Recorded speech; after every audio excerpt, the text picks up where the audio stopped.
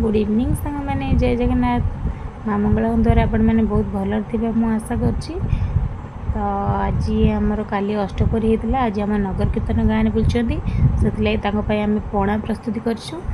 तो आमर बेलपणा तो आपण मैंने जानते केते भल देहपाई।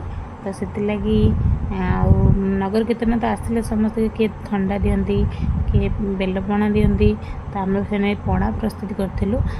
खरा बेले पीते भल होता जेहेतु संध्या ही आसला। तो एपर्यंत आसीना सब गाँ बुलूँ ना से मैंने पणा पीले भल से आम पणा प्रस्तुत कर आमर गुड़ चीनी बेल छतुआ बिस्किट गोलमरीच कदली सब पकाई आम सुंदर मजार गोटे भल से गोटे प्रस्तुत करना। से आम कीर्तनी आम घर को आसवे आम पु को आशीर्वाद करेंगे आ पणा पीना जी। आपण गाँव अष्टपहरी है कि ना निहाती कमेंट बॉक्स रे जनइबे। अष्टपहरी हेले नगर कीर्तन चॉकलेट गोटे तो बहुत भल लगे। छोट बेले आम बहुत चॉकलेट मु गोटाए मो कथा कहूँ।